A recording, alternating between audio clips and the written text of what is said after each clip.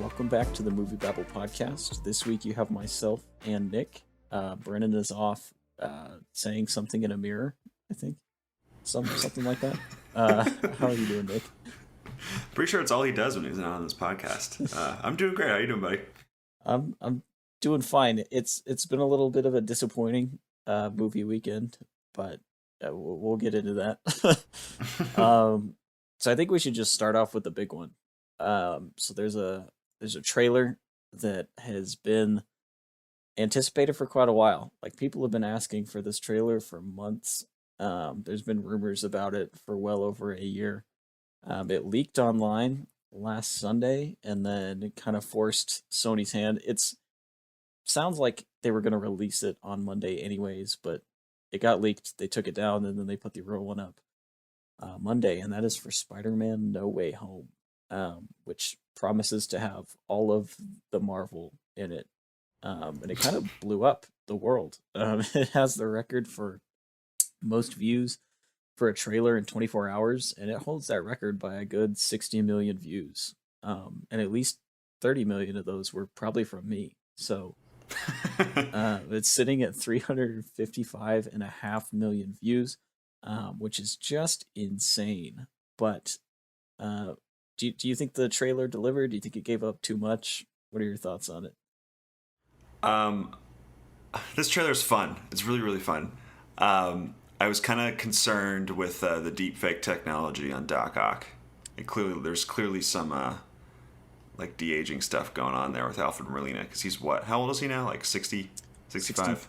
63 something? He's an old dude, and he has that lovely CGI sheen on him now. So I hope that gets fixed for when that movie comes out. But this movie looks fun. It looks like one of the few. It does give you the same feelings as Endgame, where it's look all these comic book characters I really like. They're all in the same frame, kind of thing.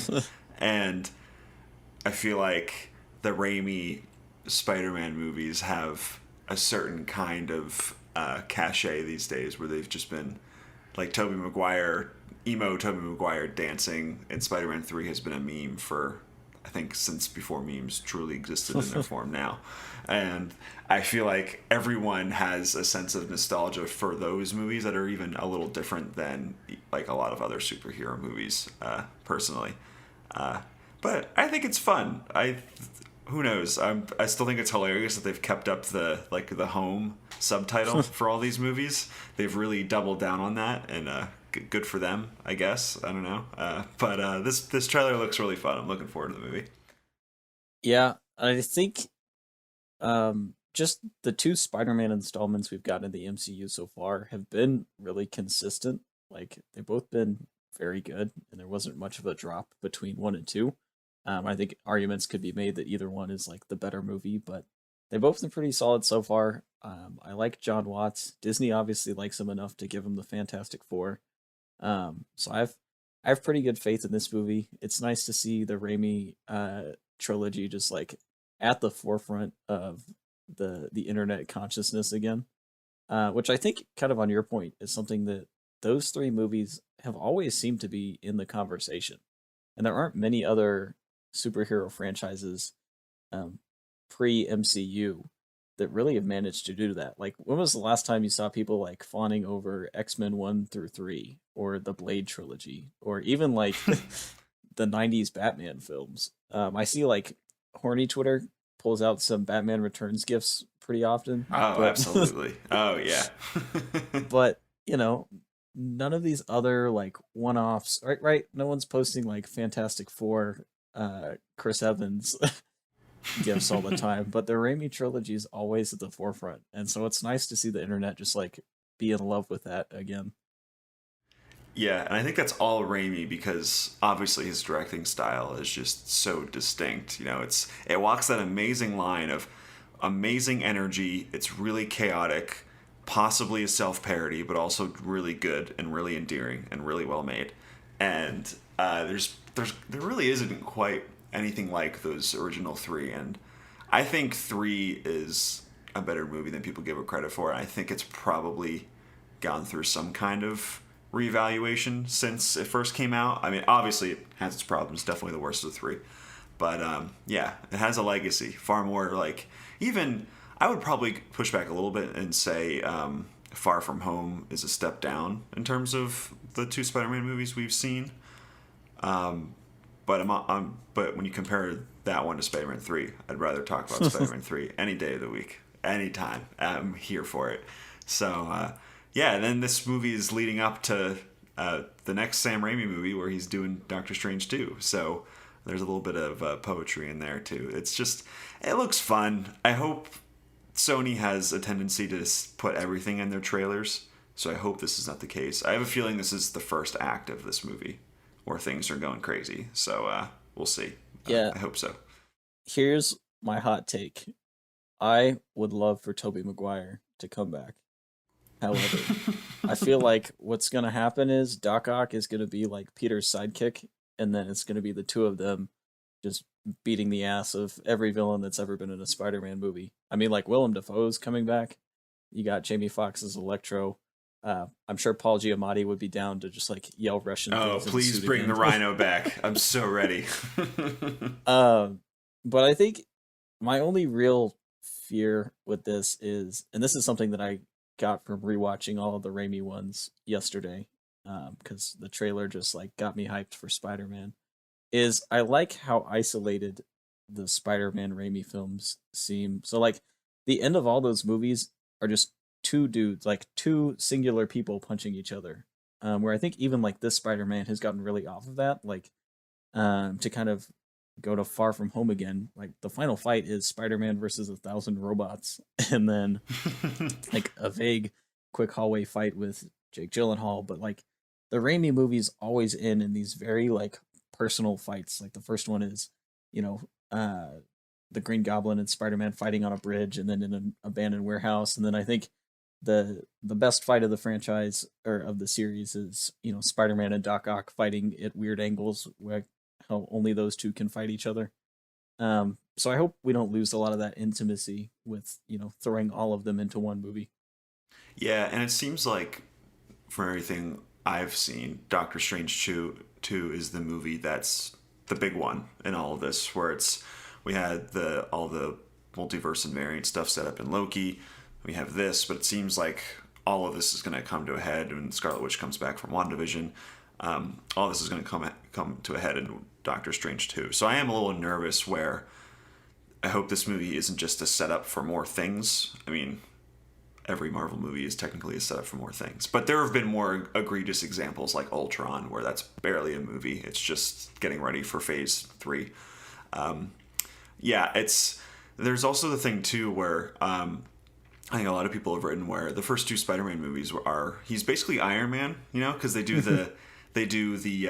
because Robert Downey Jr. Iron Man is his father figure, so he's kind of trying to live up to his shadow, and so a lot of people have criticized a little bit that he's more so trying to be Iron Man than trying to be Spider-Man. So I hope that whatever character development there's left for him in his original trilogy, I'm sure we're seeing Tom Holland again after this, but whatever they have left for him, I hope that's not put on the back burner for more just general world building, because I think Tom Holland is lovely.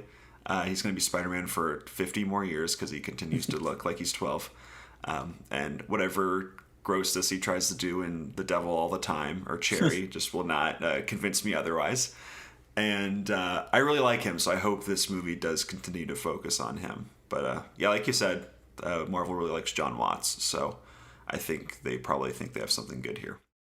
Yeah, and I feel like Spider-Man and Doctor Strange are pretty much going to carry the MCU forward as kind of the Iron Man and Captain America. Yeah, that's what it seems like, yeah. I feel like they were hoping to have put Black Panther in that direction, so it'll be interesting to see how that pans out, but that'll be a different conversation.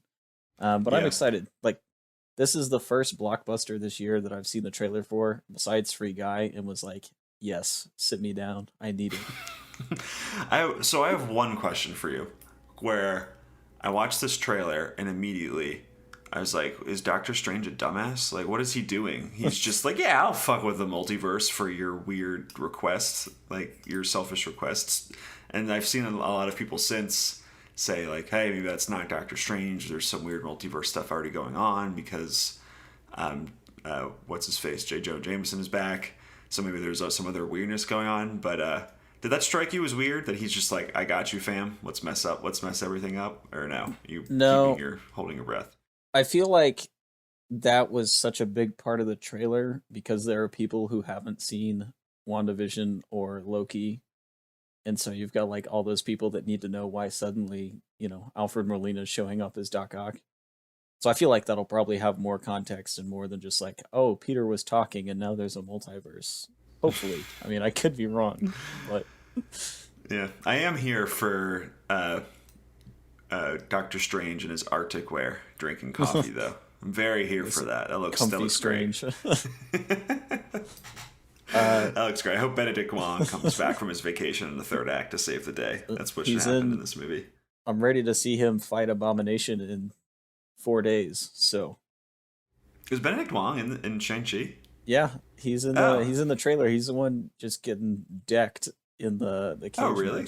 Oh, I haven't been paying attention. I've watched that trailer probably 20 times before movies in the theaters and have not noticed. So that's where my fandom's at. But yeah, that is Spider-Man. So we'll move to the other man. This one a little bit more sinister.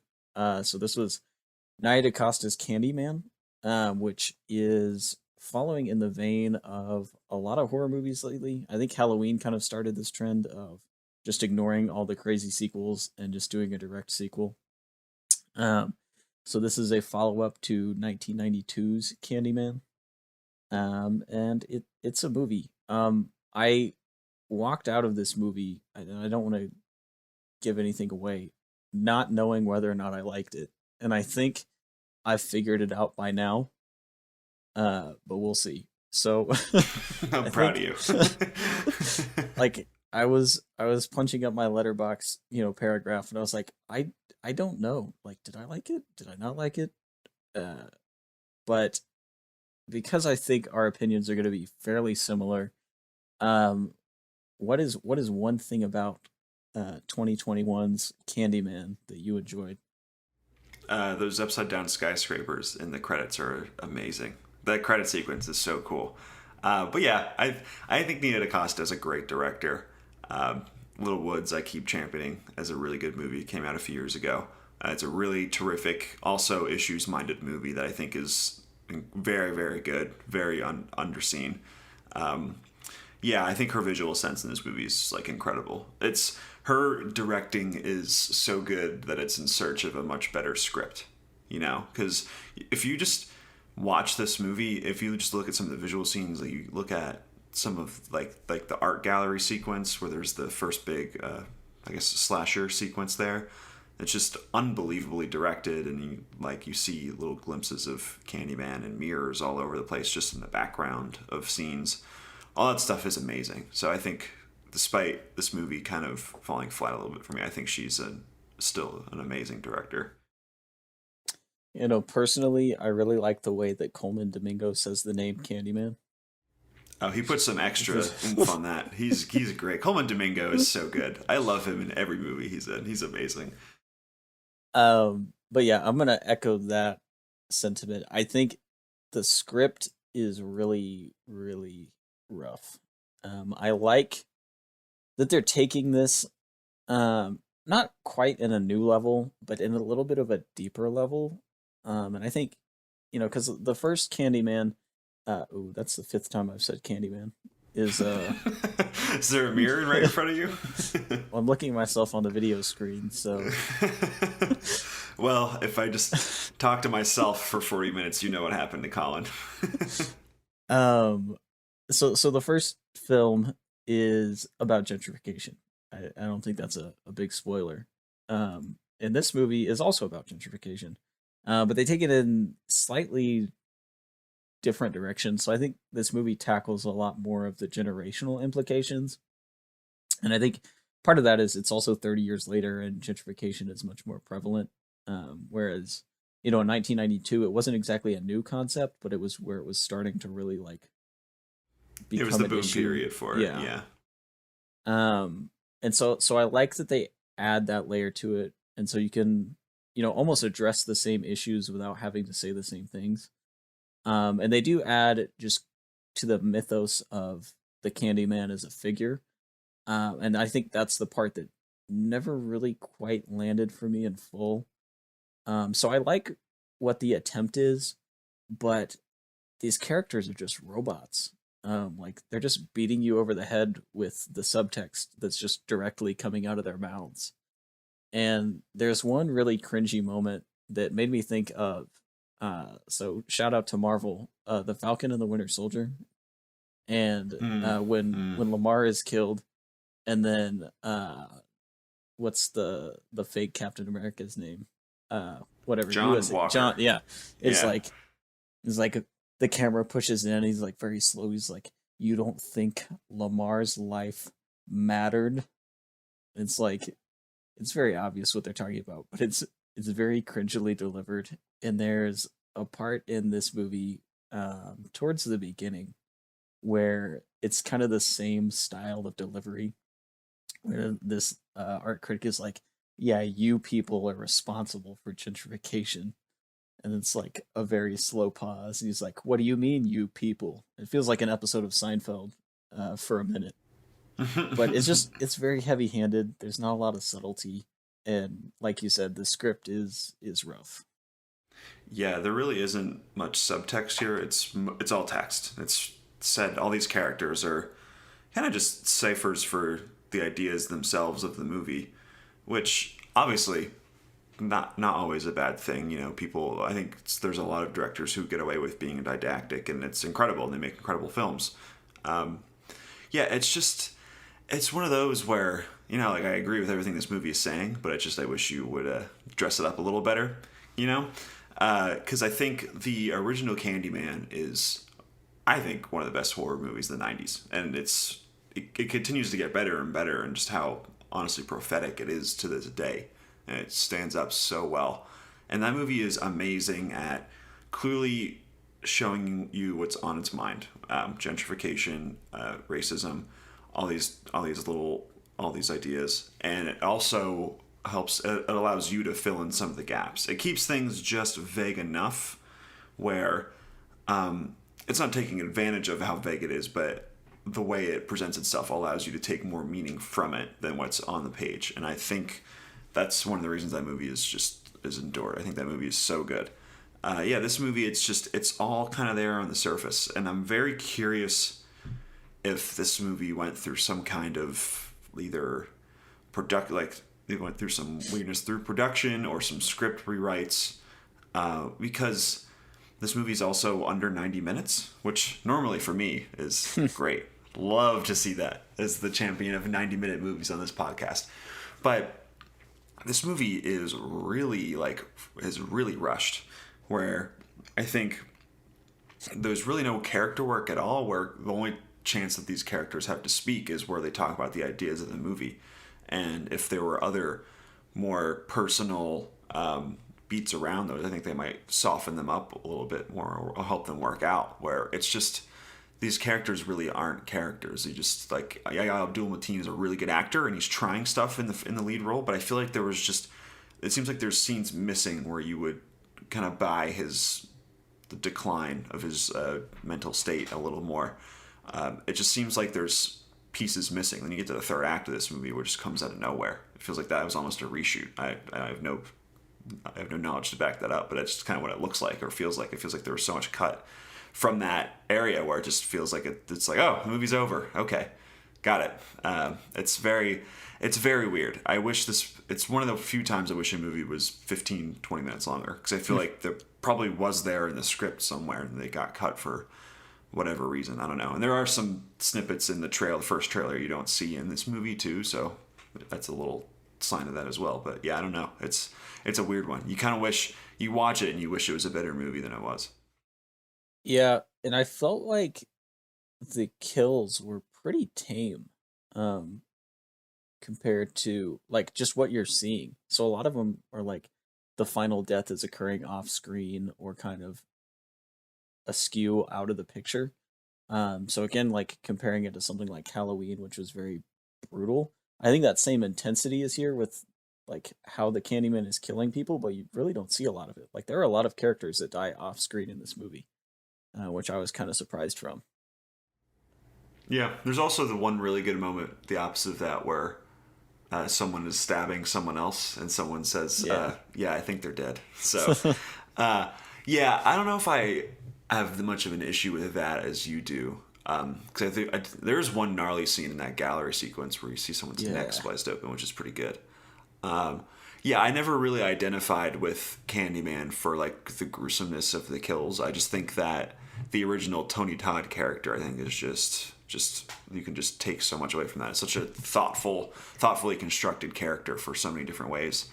Yeah, it's just this one feels like it's kind of just going through the motions a little bit. I wish it feels like it's just talking to like the most oblivious audience possible, and by that I mean just like boomer, like white people. Like it feels like it's not really adding anything new to the conversation because it feels like it's dumbing itself down for an audience that might not necessarily be the target audience. I don't know. It just feels like it's just I don't quite understand what it's going for because I feel like all of these ideas have been presented in very recent movies. I think just a lot better and so I just don't quite know what it's after in that sense because you don't really get a good sense of location in Chicago. It'll just cut to a rundown neighborhood and then it'll cut back to high rise apartment. Chicago.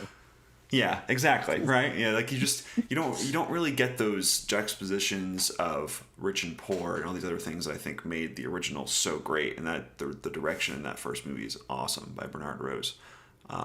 Yeah, it just feels like some like they cut off a few minutes of establishing shots here and there, and then over the course of that you come out with a movie that is kind of just not as good as probably what they filmed. I don't know. It just really feels like they did something in post production to it because like the direction in some scenes is so good, and the art direction is like staggering. It feels like there had to be more thought put into the script of this, right? Because there's clearly so much put into other places of the movie. I don't really know.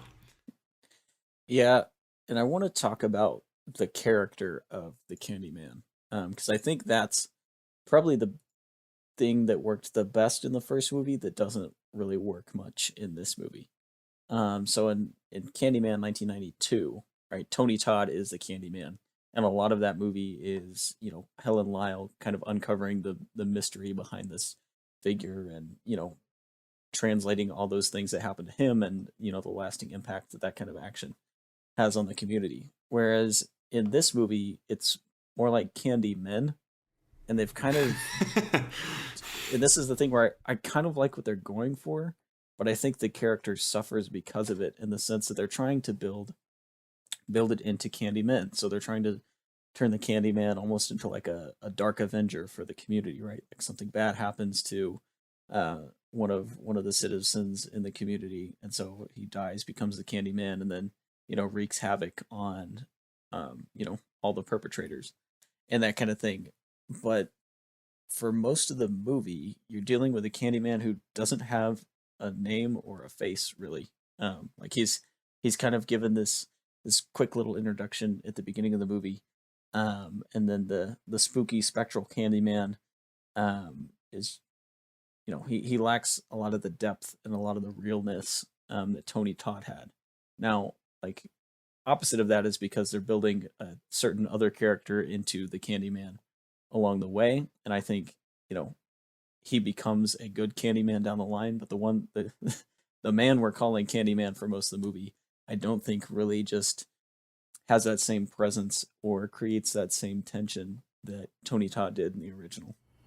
Yeah, they mostly just kind of use him as like a boogeyman kind of figure, like Yeah. just a generic slasher guy. He doesn't really, yeah, like with that Tony Todd stuff, I mean, the sound design in that first movie is outrageous. Every time he talks, it just echoes throughout eternity, and it's amazing. And in this movie, it's just there are some really good tricks where as I mentioned before, where like Candyman is in the background of scenes, and you see him in a mirror or like a glass panel, and they don't really like the camera doesn't really call attention to it. It's just there in like the right corner of the screen. That stuff is really good. But yeah, other than that, it's just kind of like someone says Candyman 5 times, and then they come and the real Candyman comes and kills them, and then the scene's over, right? And it's kind of a rinse and repeat a lot, and then that's interstitched with like other like dialogue scenes where it's just very on the nose commentary.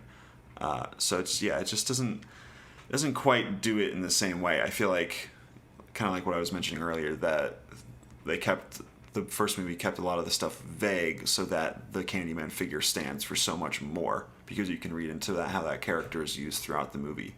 But here it's just kind of it's more of a it just doesn't work as well. You're right. Yeah, and you know, I like the direction they're trying to take it, but I don't think that the character backs up what that greater thought kind of is. And that thought that is later exposited just like straight into the movie. I don't think the yellow jacketed Candyman that we see in this movie for most of its run really lives up to that. But I do want to talk about that good old third act, because this seems to be where everybody that has problems with this movie has problems with this movie. So I think this movie has a nice build. It's by no means perfect in the first two acts, but I like where it's going. I think everything is, even if it's kind of rough, put there pretty competently. And then like they just hit the nos into the third act, and suddenly like the development doesn't really matter because somebody else is pulling the strings, and it just kind of loses itself in this this final chapter. Yeah, it's that's very. I think that's very much where the third act is really targeted towards like your white boomers, where it's very like they're basically characters talking directly to camera, being like, this is what this movie is about in a lot of ways. And again, I agree with everything this movie is getting at, but it's quite messy in how it presents that, and also just not very nuanced. So it's it just all of a sudden, like, you snap your fingers and it turns into an entirely different movie. You know, it's very, very bizarre.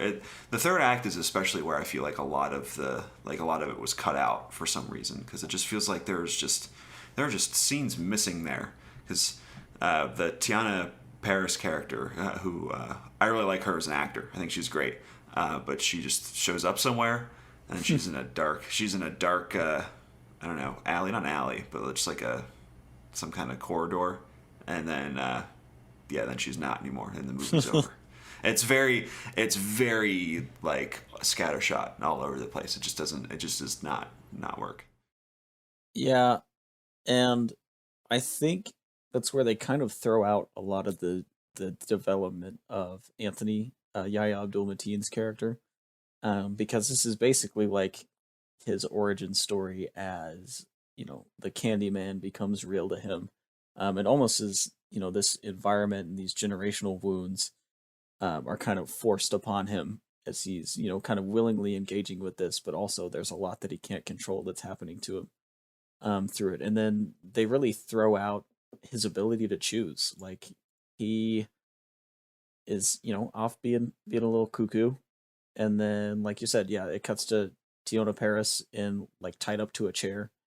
And then he's also tied up to a chair, and he doesn't even have like a line of dialogue and all that. Yeah. It's just like another character is like expositing. He's like, yeah, I bet you didn't think that I was evil the whole time. And then it's like, here's exactly what's going to happen.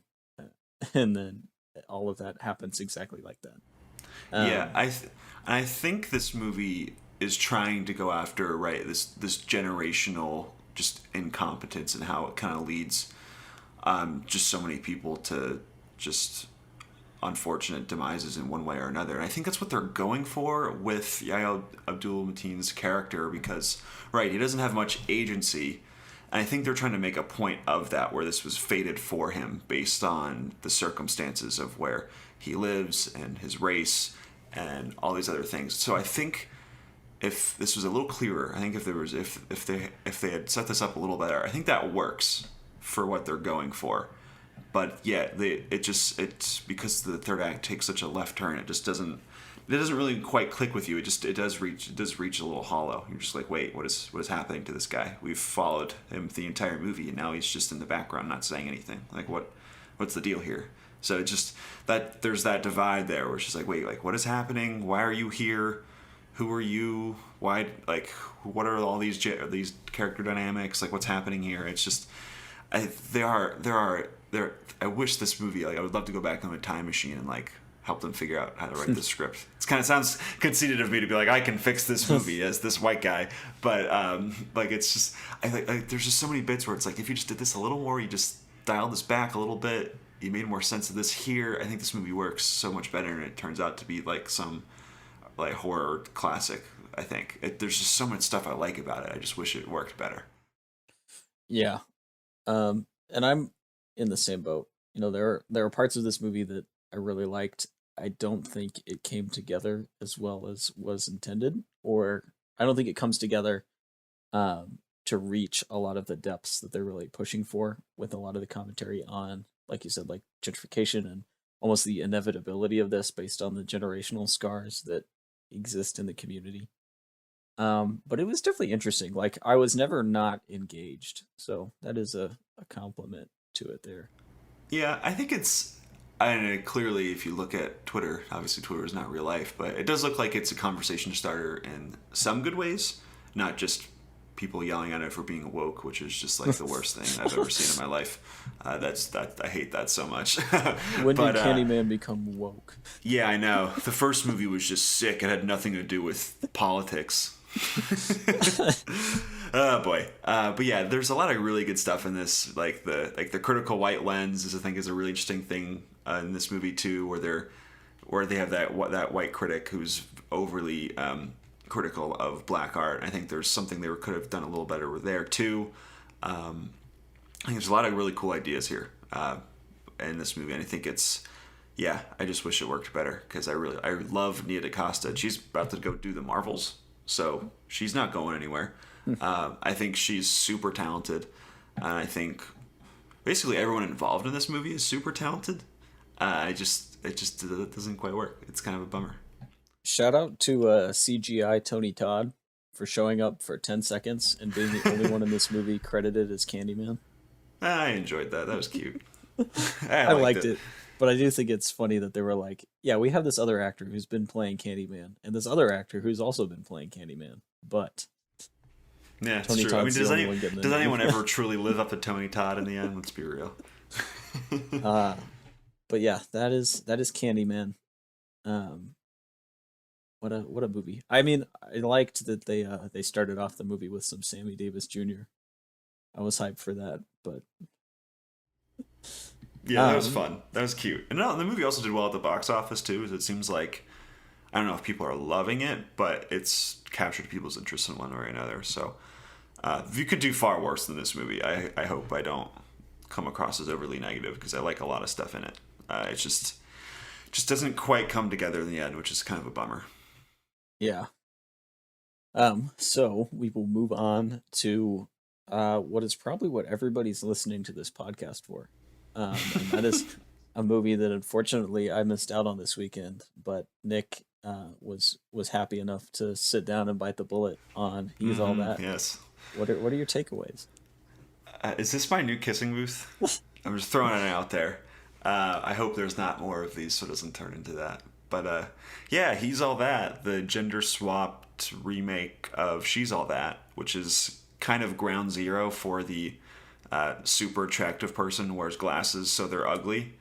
But then we do the makeover and take the glasses off, and then they're immediately attractive, like the template that all rom-coms have used throughout time.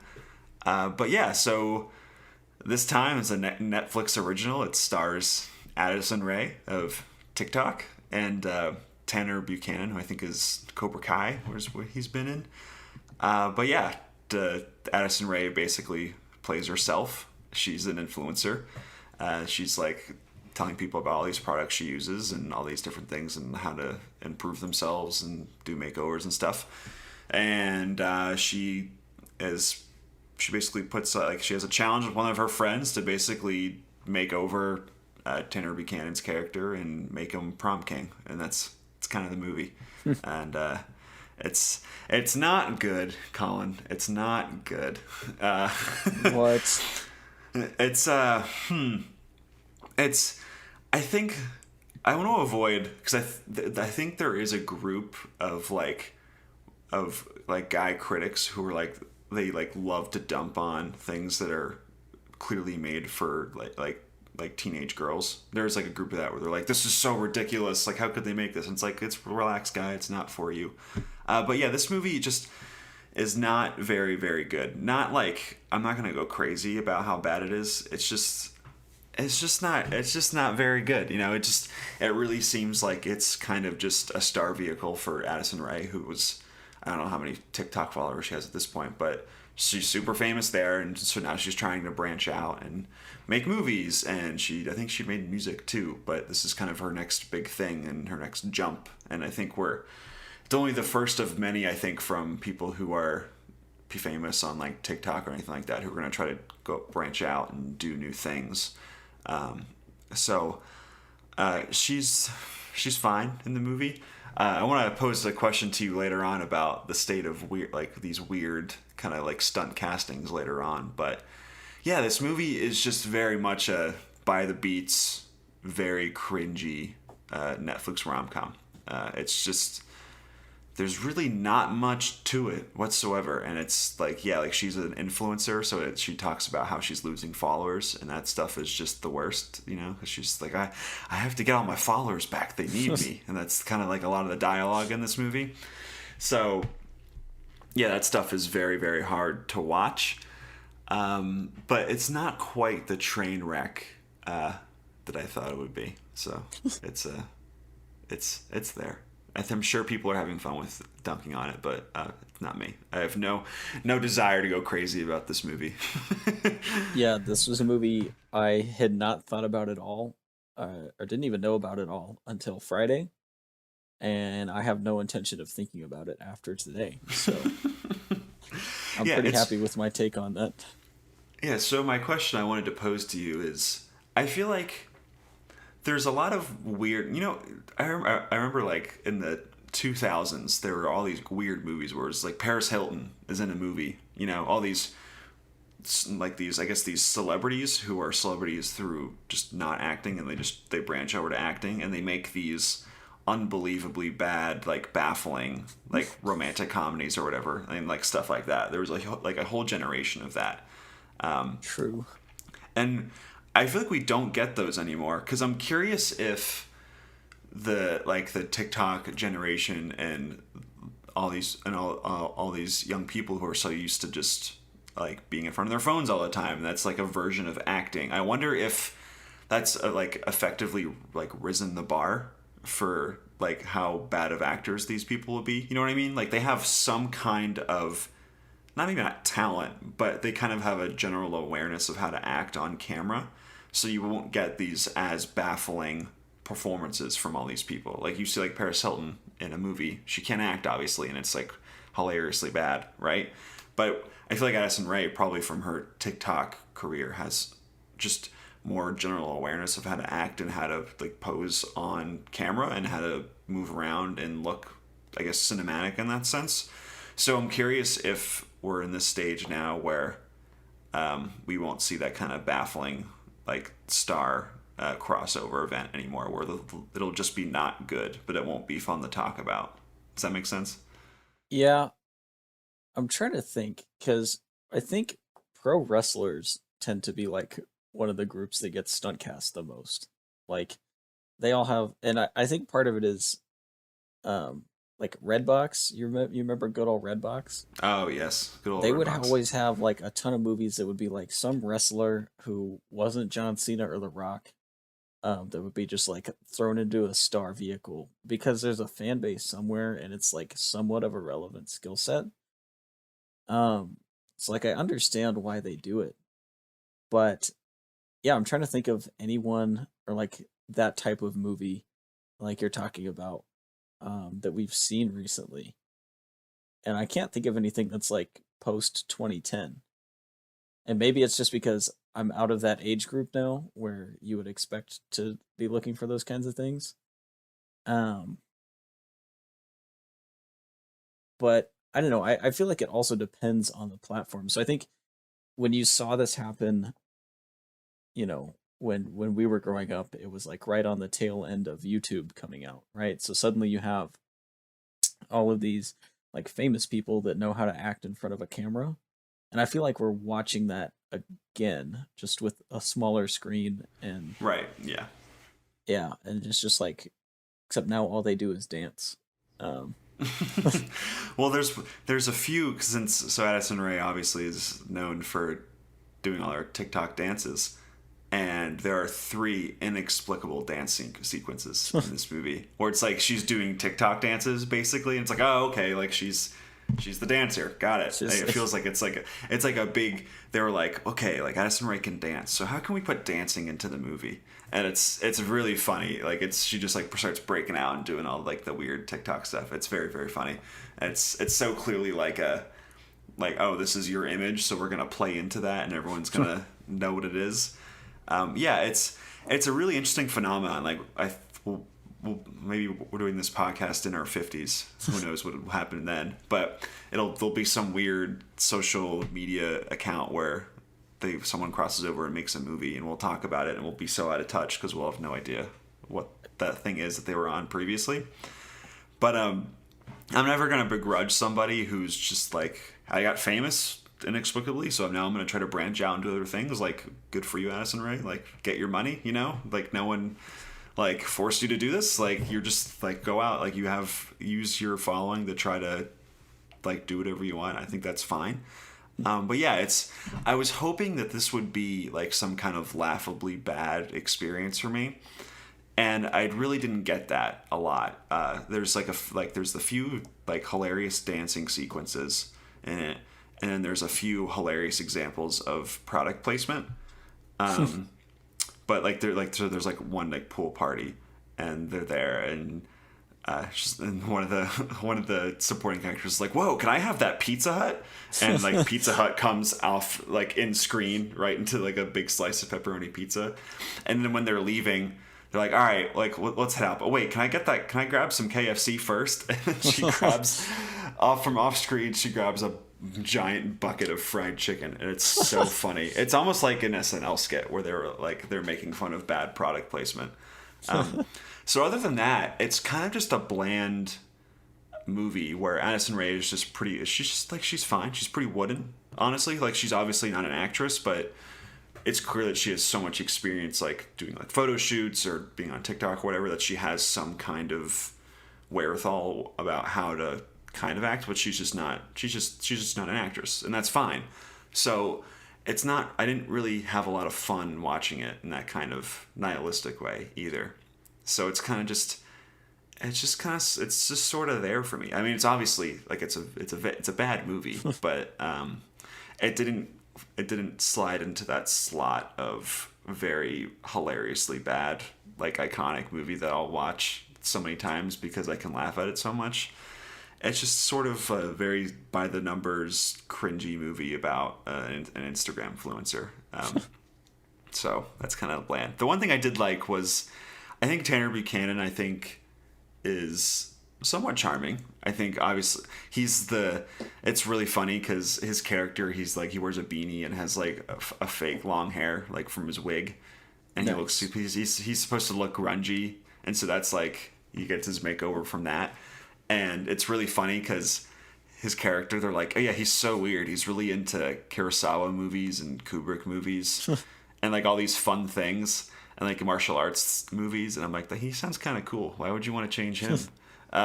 So it's another one. It's like a backwards, like, no, like you have to be the popular version of yourself to be cool kind of thing. And the movie never really totally rectifies with that, but I didn't really expect it to. You know, it's He's All That starring Addison Rae. Of course, I wasn't going to. But I think he's a pretty charming guy. I suspect he'll be around for a little bit because he's trying his best with how not good his character on the pages. He's really trying, and Matthew Lillard is in this movie for a little bit. He's really fun, nice. Obviously because he was in. Was he in the original? He was in the original, yeah. But he's in it for 2 minutes, and I wish he was in it he was the lead character, and that's kind of it. He's All That. It exists. I think it's not great, but also not really fun to talk about. And yeah, Addison Rae is fine. That's All right, it. we have like 40 more minutes scheduled for just He's All That, so I'm gonna need some more Shit, thoughts. I got a vamp. KFC. Yeah, Uh, it's I don't know.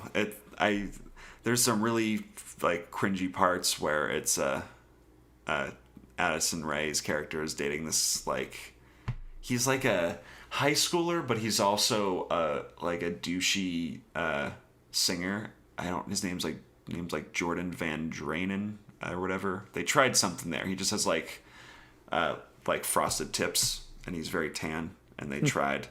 And Kourtney Kardashian is in this movie for 2 scenes. I should have mentioned that at the top. But I guess Addison Rae and her are very close, and that's part of the reason that Addison Rae became so popular, because she started hanging out in the Kardashian sphere. But it seems like they basically went to the Kardashian like compound, and she was on like there's 2 scenes that both last 15 seconds, and it's Kourtney Kardashian on her Peloton bike. And then nice. the next scene, like 5 minutes later, is her like sitting on that same balcony, but they clearly just moved the bike out of the way. And that's it. Like they clearly just filmed her for 5 seconds and then left, and then made her look as like perfect as possible, because there's no way she'd be in the movie otherwise. So that was also billed as a big part of this movie, but she's not in the movie whatsoever. So yeah, it's this movie. It's like it's at once too innocent, but also a little cynical, where like it's just so by the numbers that I can't really like get too mad at it. But it's also clearly a star vehicle for Addison Rae trying to branch out, and also being like, look, remember me, I'm the dancer from TikTok that you know, and trying to put her front and center so that she can kind of branch out and do her own thing. And also Kourtney Kardashian trying to be cool, I guess. I don't know. But it's also just like, it's doing all this very cynical stuff, but it's also so like, I guess, bland about how it goes around doing it, that it just, normally this would piss me off a lot, but it's just, nah. No, you're nothing. just sad. Yeah, it barely registered. I watched it, and I'm going to move on with my life and continue to talk about the kissing booth instead. Nice. Well, we're gonna go ahead and leave it there and go Please into do. Let's move MovieBabble on. Club. So this, unless I'm somehow incorrect, I think this is the first time we've ever done a director a second time for the MovieBabble Club. So I think so. Thomas Vinterberg would be the first repeat this week. So we did back in May, I think. Nick picked The Hunt, a Thomas Vinterberg film, and then I really wanted to get into him a little bit more this year. So I went with Kursk, or The Command, as it's called in English, because this is his only English speaking film.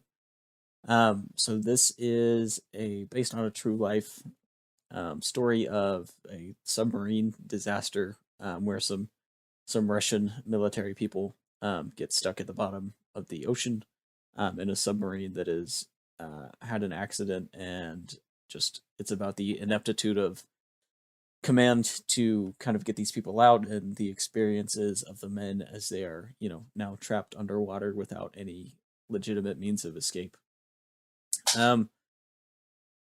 And this is a movie I never really felt anything for. Like there's nothing really cringy. There's nothing that I'm like, oh, this is bad.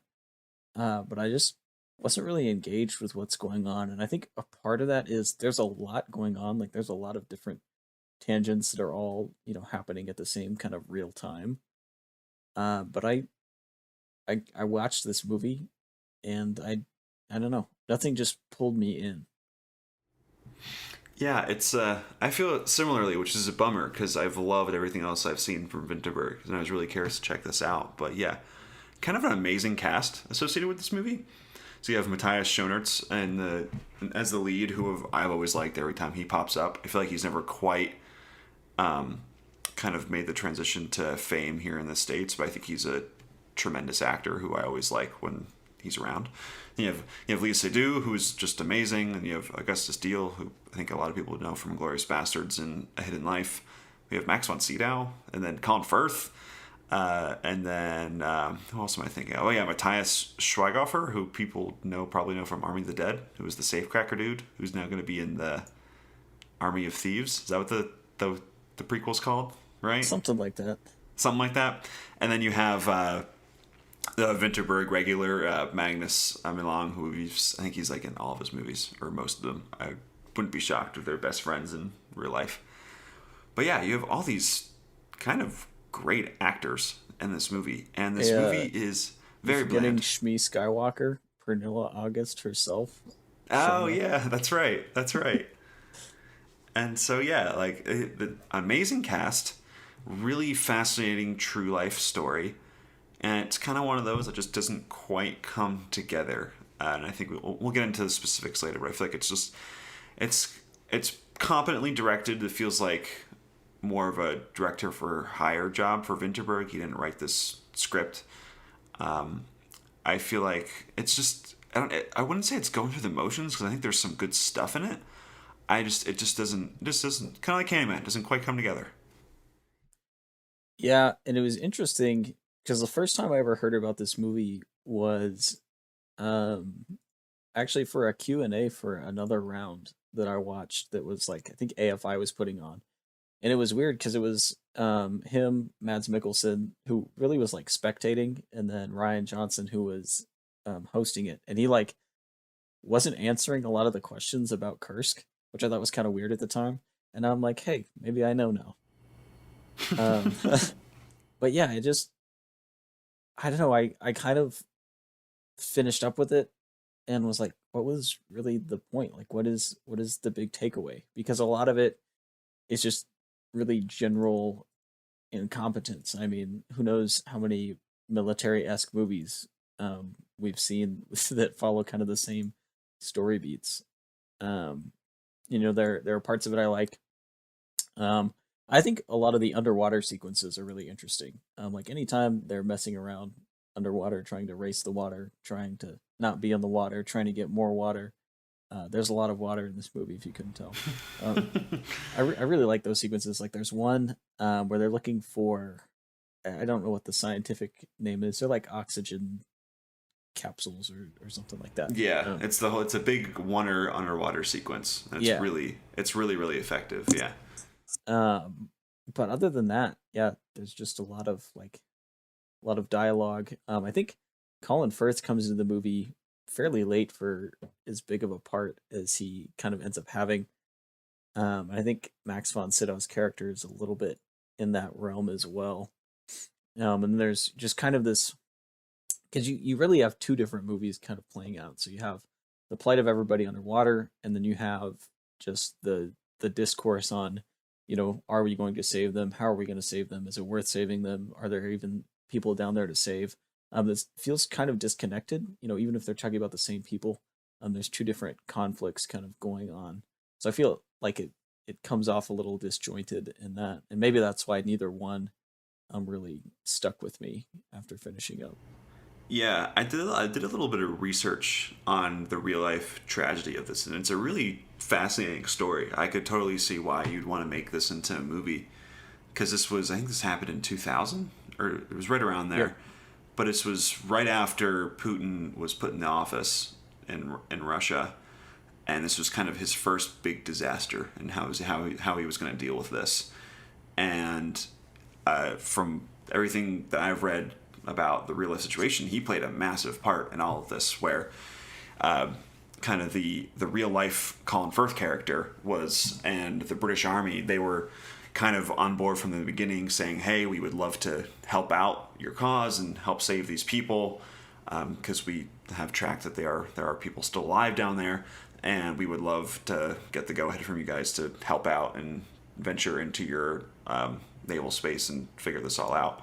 And you kind of see a little bit of this in the movie, where they don't let them do that because they're trying basically to save their asses. All the people that are up top in the Russian Navy and all the politicians and whatnot, they're trying to get it done and been like, no, we got this all covered, we're good, like don't worry about it, you guys. And they're trying just to basically cover all of this up. And yeah, I think there's I think it works a little better because obviously, like, Putin does not appear in this movie, and Max von Sydow plays this kind of fictional, like, not good dude, for the Russian army.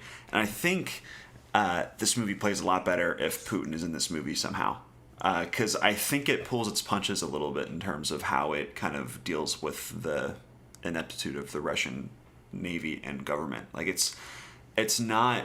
It obviously shows that they did not do enough, but it doesn't quite sink its teeth into just how high up this went, and also just kind of everyone involved and how big of a deal this was. So I think from that sense, and I also read how Vinterberg, they made the choice not to include Putin, which I thought was really interesting because they didn't want to get bogged down in the politics of it all. But I feel like it's kind of like a damned if you do, damned if you don't, because I feel like now, because he's not in the movie, we're all questioning, like, yo, why wasn't Putin in the movie, But if you do put him in, then I feel like maybe a lot of the conversation sways to just his involvement in this movie, or like whoever plays him, his involvement in the story. I just think it would have worked better if they kind of made it more, like, played it out more to true life in that sense. I don't know. I just think it would have worked better. Yeah, I'm going to agree with that.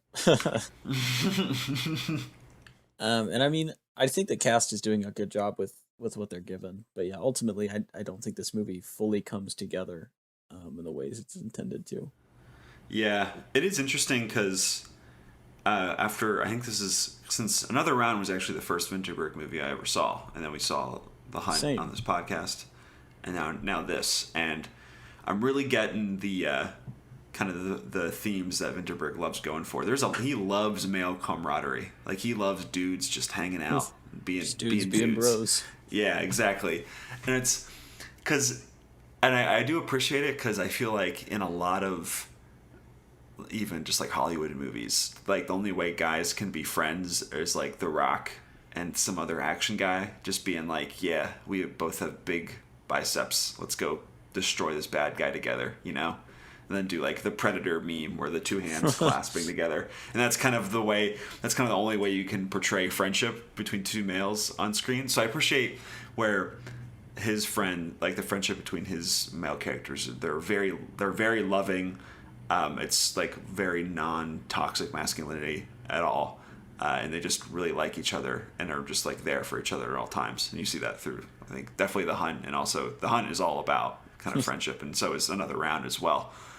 And so you see that too, where they're down in the submarine and they're all kind of just like figuring out how to stay alive and keep each other company, and they really are just guys being bros, and it's really great. So I think that's the stuff that probably drew Vinterberg to this movie. And I think those are the best parts of it. But yeah, other than that, it feels like this is kind of it's just kind of okay. It's there. It's a movie that exists. Yeah, of the 4 Vinterberg movies I've seen, this is definitely the bottom of the list. What's the other one that you've seen? When a Man Comes Home, which is about a musician who returns to his hometown and realizes he has a son that he never knew about. Is it good? You like that one? Yeah, it's not as good as The Hunt I love Another Round. It's nowhere near Another Round. It's really good and it's really funny. It's certainly a step up from this, but I wouldn't put it on par with the other two. That's interesting. Yeah, I gotta check out. There's another one I've been meaning to check out, The Commune from him, which I think was the one he did right before this one. Yep. I think right before The Command. But yeah, I had one other question about this movie. Why is everyone speaking English? Yeah, I've seen The Hunt for Red October. I know what a Russian is supposed to sound like. It's so. I had the same. Do you remember that movie Red Sparrow? Remember that one, the Jennifer Lawrence movie? Yeah, the trailer is slowly coming back to me as you say that. Yeah, it's the same issue where the entire movie takes place like overseas and everyone's speaking English the entire time. Like with this one, it's like, why? There's no reason for. I guess the British Army, or the British Navy, they should be speaking English, but there's no reason any of these Russian people should be speaking English whatsoever. Like, it's it is weird. That always pops up, and it always screams of like, we need to make this movie more marketable to the dumb Americans who can't read subtitles. So let's make everyone read English or say English. Yeah, and I feel like because this is the biggest budget that Vinterberg's had, and I feel like this was supposed to be kind of a global scale release. So I think that's probably part of it because the other movies he's making in Danish for Danish people and a Danish release. Whereas this one, they're like, well, we have to kind of broaden all of that, so everyone's going to speak English, and we're not going to address it. Yeah, it's kind of a bummer. And also, the other thing that's annoying to me is it's because of the two stories that are at play here. Leah Seydoux, who I think is an amazing actress, is basically just the wife character that you see in all of these disaster movies, where she's just sad about her husband in peril. And that's just kind of her character. And it's just, we've seen that character play out so many different times. And she's Leah Seydoux, so she has a few really good scenes where she gets to act and be great.